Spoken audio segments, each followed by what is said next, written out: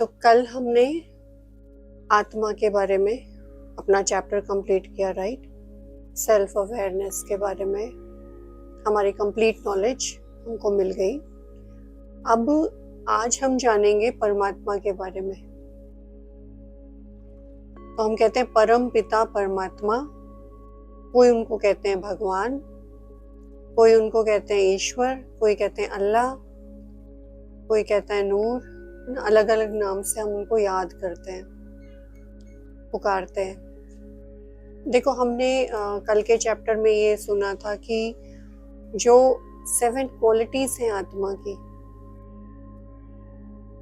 जो अभी डिप्लीट हो गई है, जो हमारे अंदर हमें फील नहीं होती और हम बाहर ढूंढ रहे होते हैं, उसका सोर्स कौन है?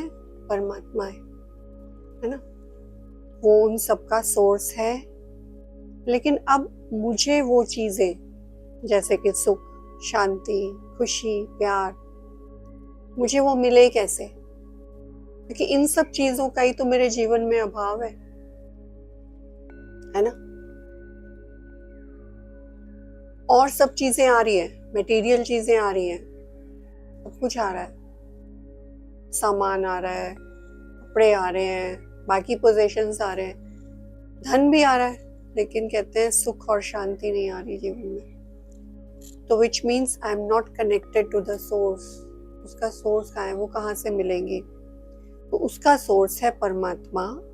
लेकिन परमात्मा से भी तब मिलेंगी जब मैं परमात्मा से मन के लेवल पे कनेक्टेड होंगी। ठीक है। तो कनेक्ट होने के लिए, किसी से भी कनेक्ट होने के लिए जान पहचान जरूरी है कि नहीं? है ना। अभी 2-4 दिन पहले आप मुझे नहीं जानते थे, आप मुझसे बात कर सकते थे नहीं, मुझे याद कर सकते थे नहीं, मुझे फोन कर सकते थे नहीं।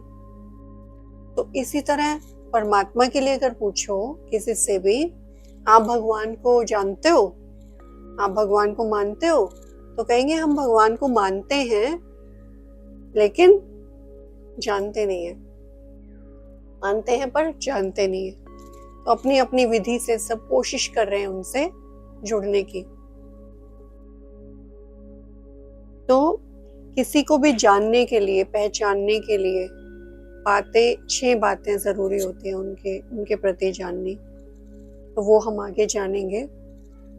लेकिन सबसे इम्पोर्टेंट ये है कि मुझे क्यों परमात्मा से जुड़ना है, अभी क्यों उनको जानना है, क्यों उनको पहचानना है। क्योंकि आज मेरे जीवन में जो इतनी सारी स्ट्रगल्स हैं, प्रॉब्लम्स हैं, भले मैं कितने भी लोगों से शेयर कर लूं अपना प्रॉब्लम, खुद भी लगी रहूं, लेकिन उसका जो समाधान है या उसको जो खत्म करने की पावर है या उसके प्रति जो मदद है, वो मुझे सिर्फ परमात्मा से ही मिल सकती है। नहीं, हॉस्पिटल में डॉक्टर्स कई बार कहते हैं कि हमने जो करना था कर दिया, अब आप प्रे करो।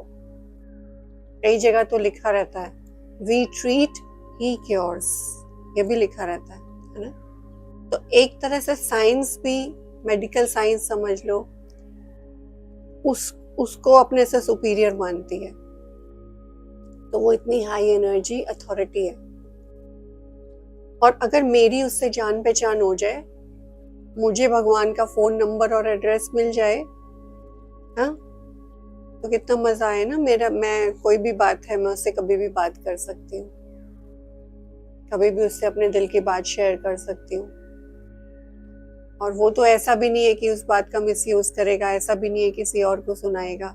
वो तो मेरा बेस्ट वेल विशर है। तो आज की डेट में जब इतने ज्यादा चैलेंजेस हैं हमारे जीवन में, तो आज तो और भी ज्यादा जरूरत होगी है हमें भगवान को, उसके करीब आने की, उसको जानने की, उसको पहचानने की।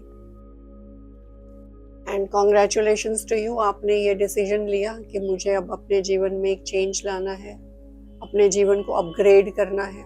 सो बहुत कम लोग ऐसा सोच पाते हैं।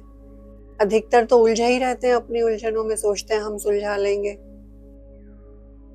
तो अब हम परमात्मा के बारे में मैं आपको एक उससे पहले कहानी सुनाती हूँ, छोटी सी। हम सबने सुनी है बचपन में कि एक बार एक बहुत बड़ा हाथी था और 5 अंधे लोग थे उनको टच करके बताना था कि हाथी कैसा है। तो जिसने हाथी की सूंड को टच किया उसने कहा हाथी तो पाइप जैसा है। फिर किसी ने हाथी की लेग्स को टच किया, उसने कहा हाथी तो खंबे जैसा है। किसी ने हाथी की पीठ को टच किया और कहा हाथी तो वॉल जैसा है। किसी ने उसकी पूंछ को टच किया, उसने कहा हाथी रस्सी जैसा है। किसी ने कानों को टच किया तो कहा हाथी सूप जैसा है। अब आप मुझे बताओ, इनमें से किसी के जैसा है हाथी? नहीं। लेकिन क्या हुआ, उन्होंने उतना ही पार्ट एक्सपीरियंस किया। तो इसलिए आज बहुत सारी परमात्मा के बारे में मान्यताएं हैं। अलग अलग रीति से हम परमात्मा को मानते हैं, पूजते हैं, लेकिन वो उनकी मान्यताएं हैं उनके अनुभव के आधार पर। जितना उन्होंने एक्सपीरियंस किया उन्होंने वो शेयर किया। But that may not be the complete truth, that may not be the whole picture. कहते ना, जाकी रही भावना जैसी, प्रभु मूरत देखी तिन ऐसी।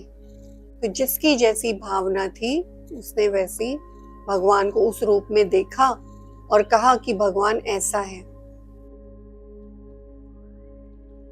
तो मान्यता क्या होती है? बिलीफ। अगर आप बिलीफ की स्पेलिंग लिखते हो तो इट सेज BELIEF। तो बिलीफ वर्ड में ही क्या छुपा है? LIE। That belief is mostly a lie. I believe something about you। कई बार कहते हैं, अरे मैंने तो आपको ऐसा समझा था, आप तो ऐसे निकल आए। मैंने तो नहीं समझा था आप ऐसे होगे। इसका मतलब मैंने कुछ और ही बिलीव कर लिया था। और मान्यताएं ना बदलती रहती हैं समय समय अनुसार। पहले हम इन साईं बाबा को मानते थे, अब हम फलानी जगह गए, हमारी मनोकामना पूरी हो गई अपनी, अब हम उनको मानते हैं। तो बिलीफ सिस्टम्स हमारे बदलते रहते हैं। लेकिन सत्य क्या होता है? कहते सत्य सदा अटल रहता है। सत्य उसको कहते हैं जो अनचेंजेबल होता है। सत्य दो चीजों को सत्य कहते हैं। एक तो जो अविनाशी होता है उसको सत्य बोलते हैं, और जो अनचेंजेबल होता है, जो कभी बदलता नहीं है, उसको सत्य बोलते हैं। तो परमात्मा के बारे में सत्य क्या है? परमात्मा का कंप्लीट इंट्रोडक्शन क्या है? वो जानने से पहले हम ये जानते हैं कि परमात्मा के बारे में लोगों की बिलीव्स क्या है, मान्यताएं क्या है। तो पहली मान्यता आप लिखो कि कुछ लोग ऐसा मानते हैं कि देवी देवता परमात्मा का रूप है। दूसरा, कुछ लोग, सेकंड पॉइंट, दूसरा, कुछ लोग ऐसा समझते हैं कि धर्म पिताएं, जो धर्म स्थापक है, वो परमात्मा है, वो ही उनके अंदर ही परमात्मा है। तीसरा, कुछ ऐसे समझते हैं आत्मा ही परमात्मा है, हमारे अंदर परमात्मा है, हम सब में परमात्मा देखते हैं। बड़ी अच्छी भावना है, लेकिन सत्य क्या है इसके पीछे का? चौथा, कुछ लोग कहते हैं कि परमात्मा कण कण में है, कण कण में भगवान है, यानी सर्वव्यापी है। और पांचवी मान्यता क्या है? कुछ लोग प्रकृति की पूजा करते हैं ना, सूरज देवता को जल चढ़ाते हैं, नदी की पूजा करते हैं, पेड़ों की पूजा करते हैं। तो वो कहते हैं कि प्रकृति ही परमात्मा है, प्रकृति ही परमात्मा है। तो हमने 5 डिफरेंट मान्यताएं सुनी भगवान के बारे में, सुनी ना? अच्छा, ये पांचों जो है आपस में कॉन्ट्राडिक्टरी है ना? आपस में मतभेद है इनमें। तो इतनी सारी कॉन्ट्रडिक्टरी जब मान्यताएं हम परमात्मा के बारे में सुनते हैं, एक तो वो पहले दिखाई नहीं देते, तो इतनी अलग अलग मान्यताएं सुनते हैं, तो आज का पढ़ा लिखा व्यक्ति क्या कहता है कि आप लोगों में एक क्लैरिटी ही नहीं है, तो फिर हम तो कर्म में बिलीव करते हैं, हम भगवान में नहीं मानते। हाँ, कौन इतनी माथापच्ची करे, कौन इतना उसमें जाए, तो वो नहीं बिलीव करते, एथिस्ट बोलते हैं जिनको हम। ठीक है, तो परमात्मा जो है, कहते हैं गॉड इज वन। देवताएं, देवी देवताएं प्लूरल वर्ड है, महात्माएं प्लूरल वर्ड है, धर्मात्माएं प्लूरल वर्ड है, लेकिन आपने परमात्माएं शब्द सुना कभी? सुना? हम क्या कहते हैं? परमात्मा, गॉड इज वन, वन कहते हैं ना। लेकिन अब पहला पॉइंट लो आप, कि जो ऐसा समझते हैं कि देवी देवताएं ही परमात्मा है, तो देवी देवताएं कितने हैं?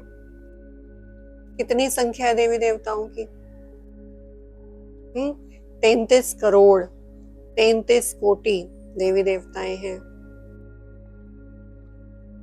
लेकिन गॉड तो एक है ना। देखो, देवी देवताएं, भारत को देवभूमि कहते हैं, भारत में ही देवी देवताओं का जन्म था, देवभूमि थी, ऐसा मानते हैं। तो देवी देवताएं कौन है? दैवी गुणों वाले मनुष्य, बहुत हाई क्वालिटी की सोल्स, है ना, जो इस भारत में ही जन्म लेकर के गए हैं, लेकिन वो देवी देवताएं हैं, उनके अंदर देवी गुण है। देवी देवताएं अलग होते हैं, परमात्मा अलग होता है, राइट। तो ये देवी देवताएं हमारे पूजनीय, हमारे पूर्वज हैं, सम्माननीय हैं, पवित्र आत्माएं हैं, नो डाउट। जरूर हम जब मंदिर में जाते हैं, पूजा करते हैं, उनकी मूर्तियों को देखते हैं, हमें बहुत उनसे पॉजिटिव एनर्जी मिलती है ना, उनकी प्योरिटी को हम फील कर सकते हैं। लेकिन उनको परमात्मा समझना ये अज्ञान है। हाँ, तो कहीं ना कहीं हम रॉन्ग नंबर डायल कर रहे हैं, हम सही तरीके से जुड़ नहीं रहे। नहीं तो अगर हमारा कनेक्शन परमात्मा से बिल्कुल राइट है, तो आज मेरे जीवन में दुख क्यों है? वो तो सुख का सागर है, उसका तो नाम ही है दुख हरता सुख करता। प्रेयर में गाते हैं ना, दुख हरता सुख करता ठाकुर तुम मेरे। तो अगर मेरा उससे कनेक्शन सही है, तो फिर जीवन में दुख क्यों नहीं नष्ट हो रहा? वो कुछ करता क्यों नहीं है? मतलब मेरी तरफ से ही कुछ कमी है, मिसअंडरस्टैंडिंग है, कम्युनिकेशन और कनेक्शन में कुछ लूज कनेक्शन है, कुछ ठीक नहीं हो रहा है। तो पहली चीज ये अपने मन में क्लैरिटी रखनी है कि देवी देवताएं पूजनीय हैं, माननीय हैं, पवित्र आत्माएं हैं, लेकिन वो परमात्मा नहीं है, परमात्मा अलग है। और वैसे भी भगवान, परमात्मा, सब विश्व में अभी 800 करोड़ आत्माएं हैं। आप मुझे बताओ, सबका भगवान अलग अलग है या सबका पिता एक है? एक है ना। तो घर में अगर फादर है और 4 बच्चे हैं, तो चारों बच्चे मानेंगे ये मेरे पापा हैं। ऐसा कभी होता एक माने एक ना माने? नहीं होता ना। तो वो उस एक को हमने पहचानना है आज, जिसको सारे विश्व की आत्माएं भगवान मानती हैं। तब हम उस सत्य तक पहुंचेंगे, राइट। तो देवी देवताओं को सारे विश्व की आत्माएं भगवान परमात्मा मानती है? नहीं, सिर्फ भारतवासी मानते हैं। हम कहते हैं गॉड कृष्णा, और विदेश वाले कहते हैं लॉर्ड कृष्णा, है ना।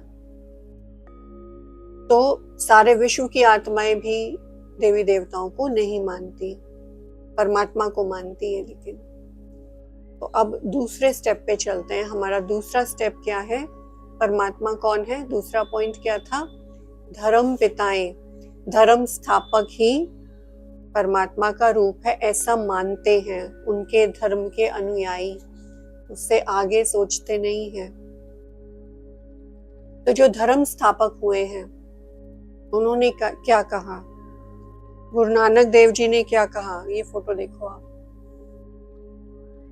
अपने पास करो।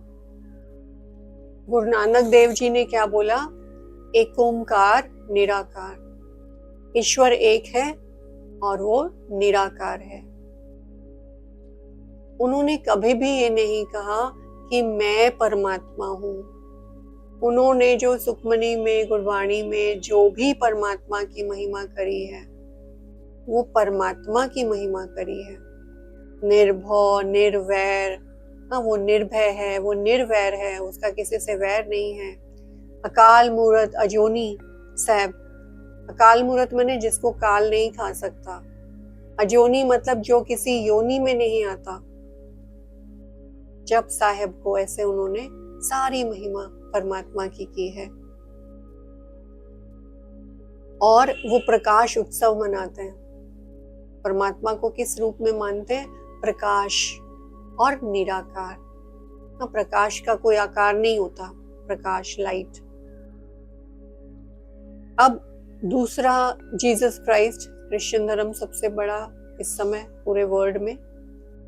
तो ईसाई धर्म के कौन थे धर्म स्थापक, जीसस क्राइस्ट। उन्होंने भी कभी नहीं बोला कि मैं भगवान हूं। What did he say? He said, God is light. Ishwar light है। आप चर्च में जाओ, वो कैंडल जलाते हैं, तो सारी छोटी कैंडल्स होती है, एक उनमें बड़ी कैंडल होती है। तो छोटी कैंडल्स हम आत्माओं का यादगार है और एक बड़ी कैंडल परमात्मा का यादगार है। और जीसस क्राइस्ट कहते थे, आई एम गॉड सन, मैं ईश्वर का पुत्र हूं। जब वो ऐसा मानते थे तो कितने मिरेकल्स करते थे ना, वो बीमार को ठीक कर देते थे, क्या क्या कर देते थे, सिर्फ एक संकल्प से कि आई एम गॉड सन। तो क्या हम गॉड के सन नहीं है? हम नहीं अपने को मान सकते कि मैं परमात्मा का बच्चा हूं? कितनी ताकत आ जाएगी। तो लेकिन क्रिश्चियन धर्म में सब अभी जीसस, ओ क्राइस्ट, ओ जीसस करके जीसस को याद कर रहे हैं। लेकिन उन्होंने जो मैसेज दिया, God is love, God is truth, he is the supreme father, heavenly God father, वो तो सब हमने इग्नोर कर दिया। लेकिन उनसे कनेक्ट हो गए, क्योंकि हम ह्यूमन बॉडी में है ना, तो हमें बॉडी से कनेक्ट होना बहुत इजी लगता है, हमें फिजिकल चीज से कनेक्ट होना बहुत सहज लगता है। कौन लाइट को याद करे, कौन प्रकाश को याद करे, थोड़ा मेहनत का काम है। बुद्धि तो हमारी इतनी वीक हो गई है, हाँ, उसमें क्योंकि हमने वेस्ट भर दिया। तो जीसस क्राइस्ट ने कहा God is light, Guru Nanak Dev ji ने कहा प्रकाश स्वरूप, निराकार। अब मुस्लिम भाई क्या कहते हैं, इस्लाम क्या कहता है, अल्लाह नूर है, नूरे इलाही है ना, नूर, नूर, लाइट, प्रकाश एक ही बात है। और भारत में परमात्मा को ज्योति स्वरूप के रूप में मानते हैं। तो भारत में शिवलिंग की पूजा होती है। तो परमात्मा लाइट है, प्रकाश है, लेकिन उसकी पूजा कैसे करें, क्योंकि हमें तो पूजा करनी है ना। तो इसलिए उसको एक लिंग का रूप देते हैं, एक पिंडी का रूप देते हैं, लाइट को एक आकार देते हैं, और बैठने के लिए एक सीट देते हैं, ताकि हम उस पे जल, फूल, फल सब अर्पण कर सके, है ना। तो भारत में 12 ज्योतिर्लिंगम मठ के नाम से शिव के मंदिर हैं, कश्मीर से कन्याकुमारी तक, ईस्ट से वेस्ट तक, हर स्टेट में बहुत सारे ढेर शिव के मंदिर हैं। पूरे भारत में शिव की पूजा होती है, शिवलिंग की पूजा होती है। और जो देवी देवताओं की पूजा है वो स्टेट वाइज होती है।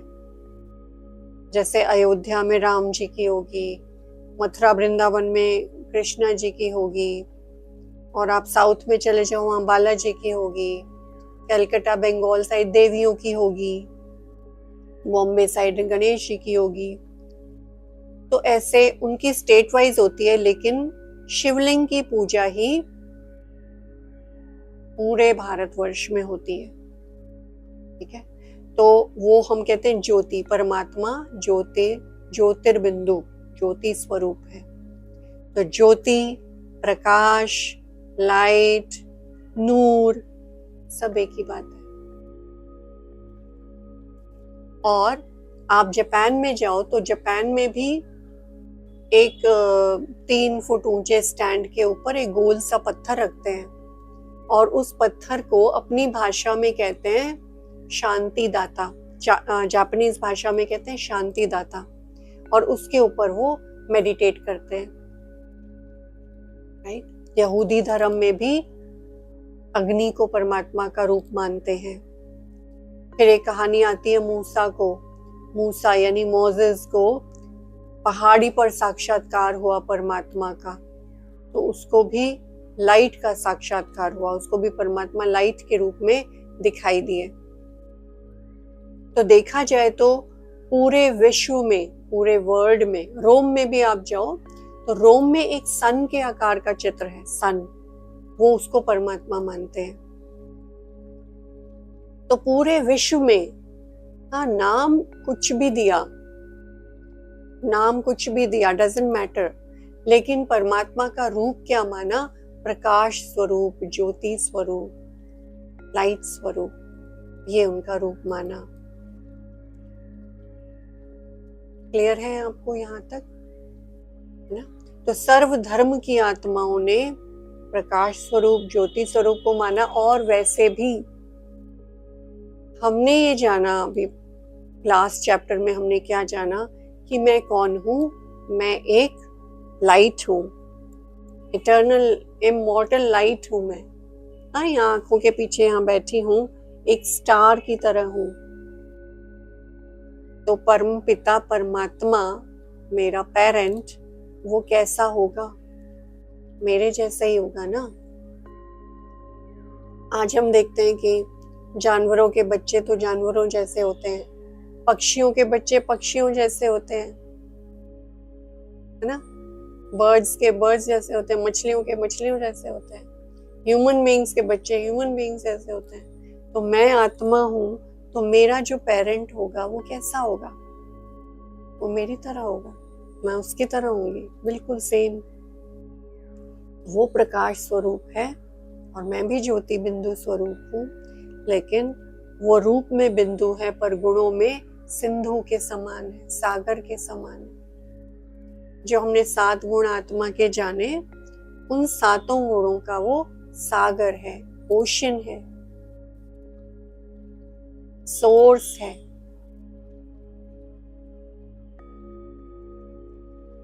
और इसके लिए बहुत फेमस साइंटिस्ट हुए हैं, निकोला टेस्ला। उन्होंने भी ये बात बोली है कि in the universe there is a core from which we draw all the strength, all the good energy, all the wisdom. I have not penetrated into it, but I know that it exists. Nikola Tesla बहुत बड़े scientist, जिन्होंने 1929 में ही, तब mobile का कोई आविष्कार नहीं हुआ था, ये बता दिया था कि एक ऐसा इंस्ट्रूमेंट आएगा जिसको हम जेब में लेके घूमेंगे, उससे हम बात कर सकेंगे, दूर बैठे लोगों को देख भी सकेंगे। तो वो फ्रीक्वेंसी एनर्जी पे बहुत रिसर्च करते थे। तो तब लोग, उनके समय के लोग उनके ऊपर हंसते थे, कहते थे हाँ आज वो सत्य हो गया ना। तो वो कहते हैं कि यूनिवर्स में एक कोर है, वहां से हमें सारी गुड एनर्जी मिलती है, शक्ति मिलती है, विजडम मिलता है। वो कौन है मेरे को ज्यादा जानकारी नहीं है, पर मुझे ये पता है कि वो है। तो वो किसके बारे में बात कर रहे हैं? वो परमात्मा के बारे में बात कर रहे हैं, क्योंकि साइंस भी मानती है गॉड को, लेकिन नाम अलग दे देती है, राइट। और दूसरा, अभी हमने जाना कि धर्म स्थापक क्या कहते हैं। उन्होंने भी परमात्मा का इशारा ऊपर की ओर किया। साईं बाबा क्या कहते थे? सबका मालिक एक। साईं बाबा ने कभी कहा सबका मालिक मैं? नेवर। तो आज हम साईं बाबा की बड़ी बड़ी मूर्तियां, बड़े बड़े मंदिर बनाकर उनकी पूजा कर रहे हैं, अच्छी बात है, लेकिन उन्होंने कहा क्या? वो तो समझे ना, सिर्फ मूर्ति बना के थोड़ी वो खुश हो जाएंगे, उनका मैसेज भी तो पकड़ना है हमें। तो सबका मालिक एक, जिसको वो हर वक्त याद करते रहते थे। हिंदू भी आते थे, मुस्लिम भी आते थे, सब आते थे, क्योंकि एक ही है वो। अब तीसरा पॉइंट हमने क्या जाना, आत्मा ही परमात्मा है। कहते हैं हमारे अंदर ही परमात्मा है, आत्मा सो परमात्मा ऐसे बोलते हैं, है ना। कई लोग कहते हैं आपके अंदर हम भगवान को देखते हैं। ये भावना बहुत अच्छी है, भावना है, बट ट्रूथ क्या है, हमें तो सत्य तक पहुंचना है, भावना में नहीं अटकना सिर्फ।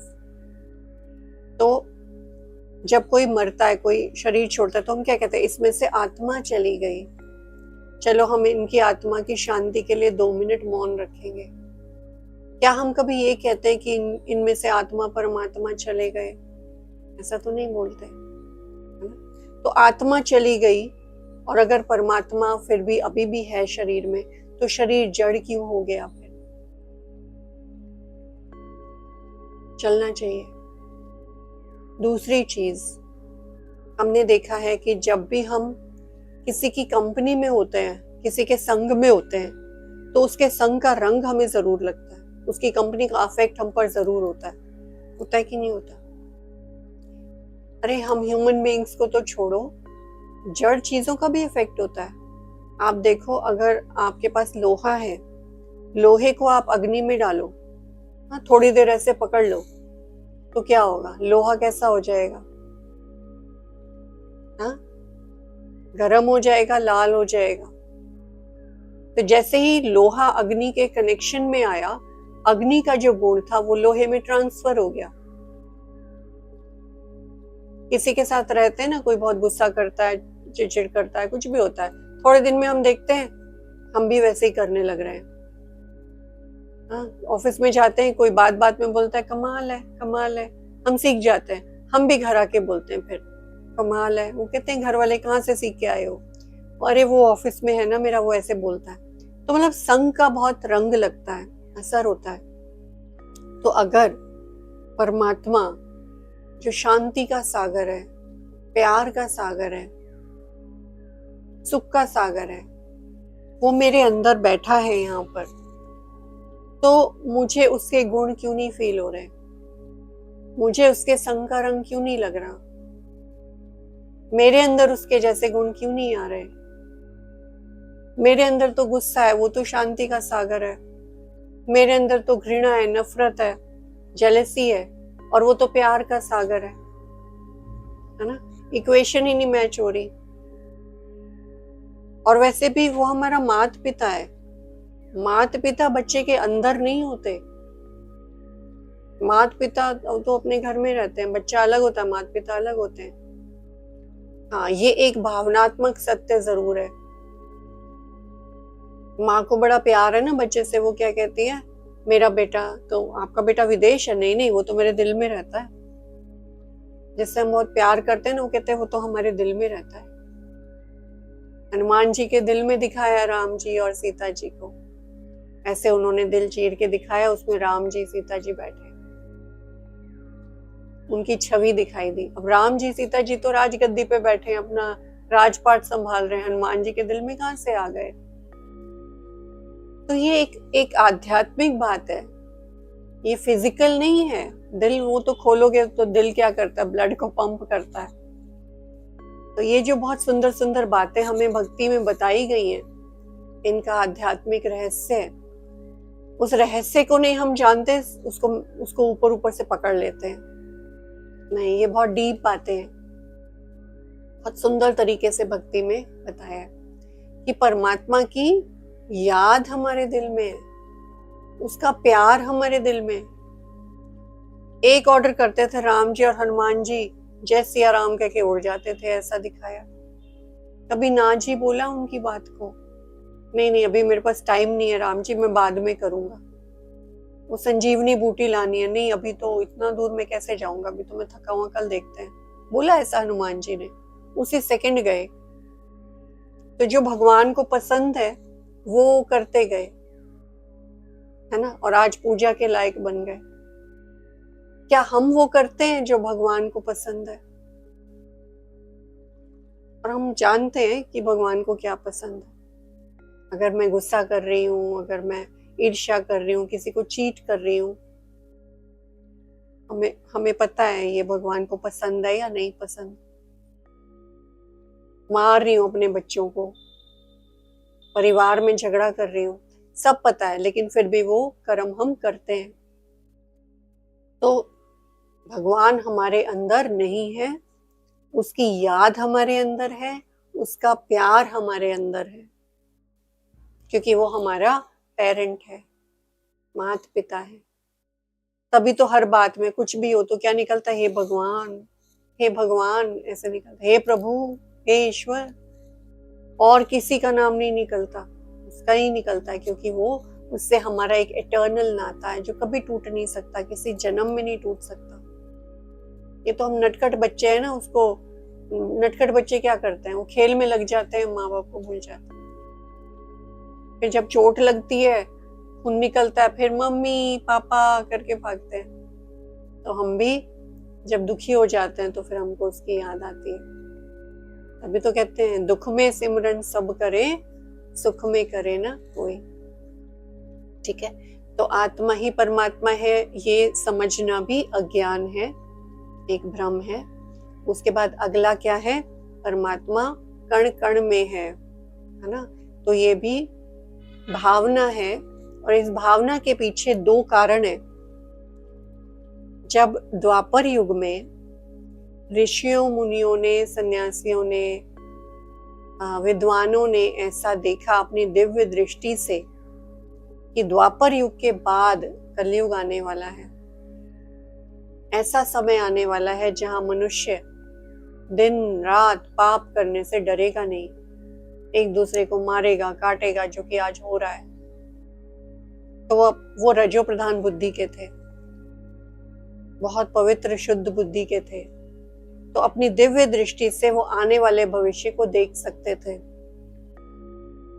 ठीक है, तो मनुष्य इतना पाप कर्म करेगा। जब उनको ये समझ में आया तो उन्होंने क्या कहना शुरू किया कि भगवान सब जगह है, वो आपको देख रहा है, आप पाप कर्म नहीं करो, क्योंकि भगवान फिर सब कुछ देख रहा है, वो सब जगह पर है।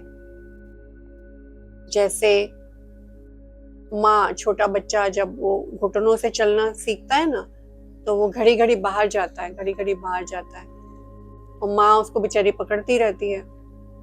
तो वो क्या कहती है, उसको डराती है कि बाहर नहीं जाना, बाहर कुत्ता आएगा, डॉगी आएगा, आपको उठा के ले जाएगा। वो डराती है, रोकती है ताकि वो बाहर ना जाए।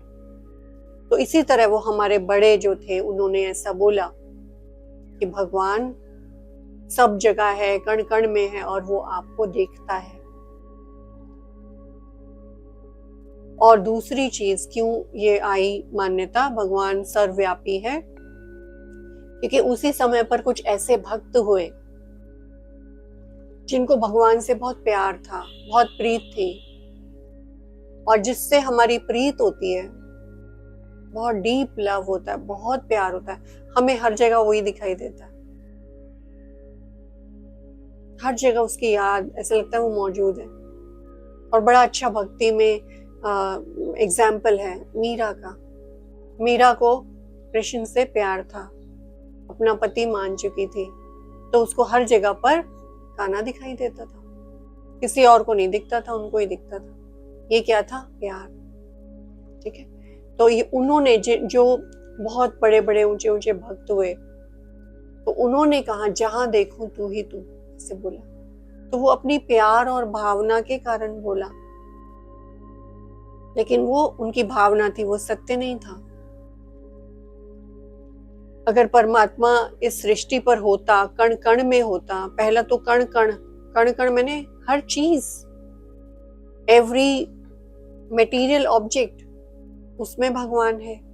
सुना है, क्या फील होता है, क्या ऐसा महसूस होता है, मेरा विवेक क्या कहता है, मेरी बुद्धि क्या कहती है।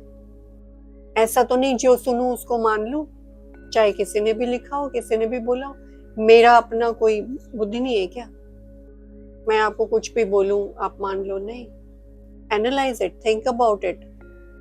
आपका मन स्वीकार करे, आपकी बुद्धि स्वीकार करे, तब आप उसको मानो। तो क्या हमें फील होता है? अब शरीर में आत्मा है, वो फील होता है, आत्मा चली जाती है, शरीर जड़ हो जाता है, ये भी फील होता है, फील होता है। तो अगर परमात्मा है चीजों में, कितनी चीजें हैं यहाँ पर, इनके अंदर परमात्मा है तो जड़ चीजें हैं।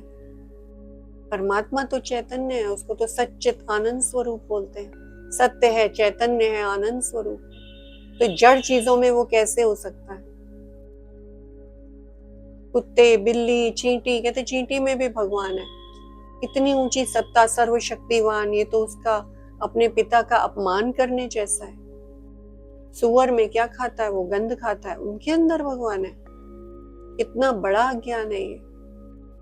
अगर उनके अंदर भगवान है तो फिर हम उनकी पूजा क्यों नहीं करते?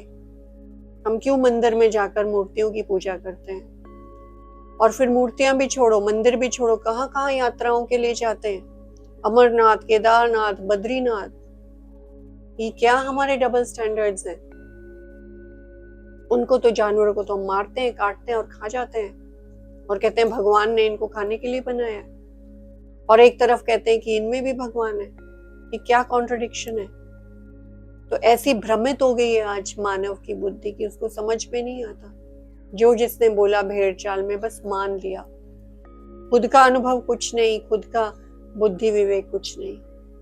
तो कण कण में भगवान नहीं है, हर जगह भगवान नहीं है, ये अज्ञान है। लेकिन एक सत्य है कि अगर मैं दिल से, प्यार से परमात्मा को कहीं भी याद करूंगी, वो जरूर आएगा मेरी मदद करने के लिए गुप्त रूप में।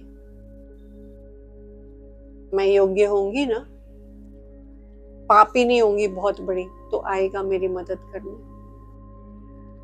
कि मैंने पाप किया, लोगों का कत्लेआम किया, तो मेरी मदद वो क्यों करेगा? मैं तो डिजर्व ही नहीं करती।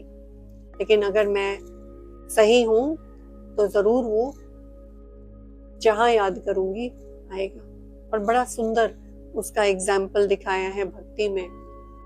भक्त प्रहलाद के रूप में दिखाया है, नरसिंह अवतार। ये बहुत सुंदर, ये हमारी माइथोलॉजिकल स्टोरीज हमें भगवान के बारे में शिक्षा देती हैं। कि उसने कहा इस खंबे में भगवान है, हाँ खंबे में भगवान है, कितना उसको विश्वास था। तो दिखाते हैं कि उस खंबे में से भी वो नरसिंह के रूप में निकल आए। तो ये एक एग्जाम्पल है कि आप जहां दिल से, प्यार से, पिता मान के उसको याद करोगे, वो मदद करने के लिए आएगा। और मेरे पास तो ऐसे हजारों अनुभव हैं, हजारों, जब परमात्मा ने मेरी मदद करी, जब मैंने उसको अधिकार से, हक से बुलाया, हेल्प करी उसने। एक बार मैं मथुरा रोड पे ही गाड़ी चला रही थी, ड्राइव कर रही थी, पीछे से आकर एक इनोवा ने मेरी गाड़ी को हिट किया, सरिता विहार के पास हिट किया। और हिट करा तो मैंने गाड़ी रोकी, उसने भी रोकी। फिर मैं उतरी नीचे और मैंने कहा कि ये क्या ऐसे चलाते हैं? तो उसने बोला बहन जी साइड में आके बात करते हैं, अभी जाम लग रहा है। तो मैंने कहा हाँ ठीक है, चलो साइड में बात करते हैं। हम सीधे साधे, हमको क्या पता, वो तो बैठा गाड़ी में और साइड में क्या रोकनी थी, वो तो भाग लिया, वो तो चला गया। तो मैंने उसी समय तुरंत, जब वो भाग रहा था, जा रहा था, मैंने कहा ये तो मुझसे झूठ बोल के जा रहा है।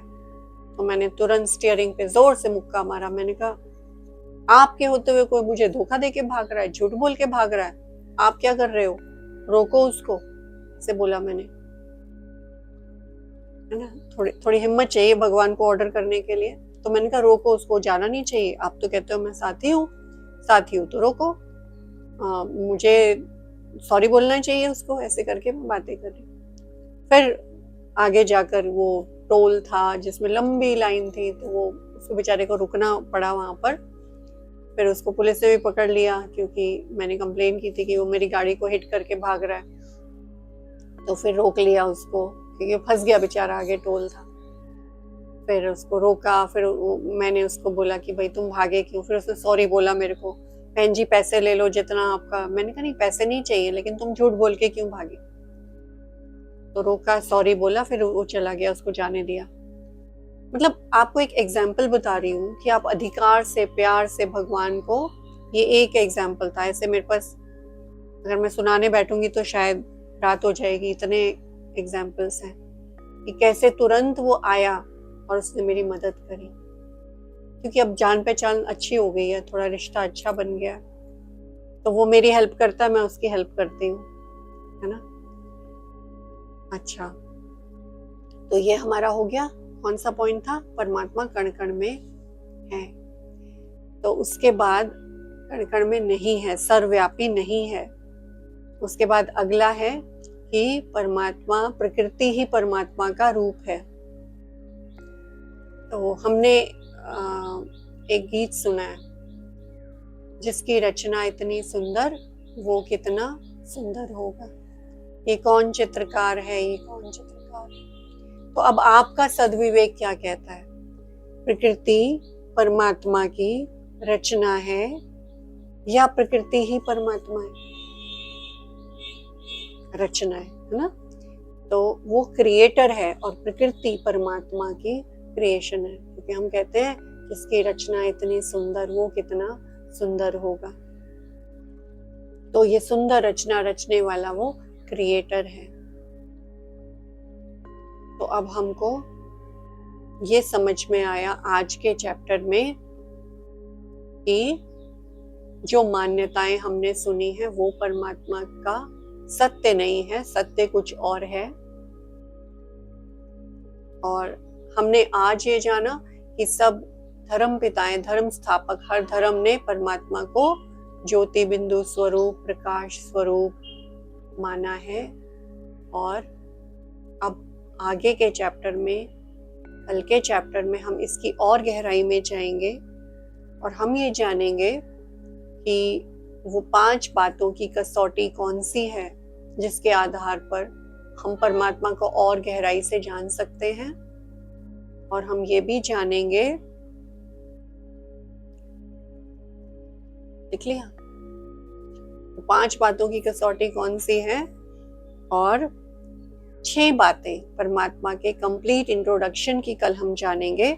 जैसे किसी के भी कंप्लीट इंट्रोडक्शन में क्या आता है, नाम, रूप, देश, काल, गुण, कर्तव्य, ये 6 बातें आती हैं। नाम, रूप, देश, काल, गुण, कर्तव्य, ये 6 बातें आती हैं। तो ये 6 बातें क्या है परमात्मा के प्रति, है ना, ये सारी डिटेल परमात्मा की क्या है। तो बेसिकली कल तक आपको परमात्मा का टेलीफोन नंबर, एड्रेस सब पता चल जाएगा। और हम कहते थे भगवान को, भगवान तुझे मैं खत लिखती पर तेरा पता मालूम नहीं। ना? तो पता मालूम चल जाएगा, फोन नंबर मालूम चल जाएगा, तो उससे हर समय बात होती रहेगी, गाइडेंस मिलती रहेगी। और अभी सीजन है भगवान से मिलने का, उससे रिलेशनशिप जोड़ने का, उससे सब कुछ लेने का, ये राइट समय है आपका। ठीक है, तो आज जो बातें हमने सुनी उसके ऊपर थोड़ा मनन चिंतन आप करना। फिर कल हम इसकी और डेप्थ में जाएंगे और परमात्मा को और गहराई से जानेंगे। ठीक है, ओम शांति।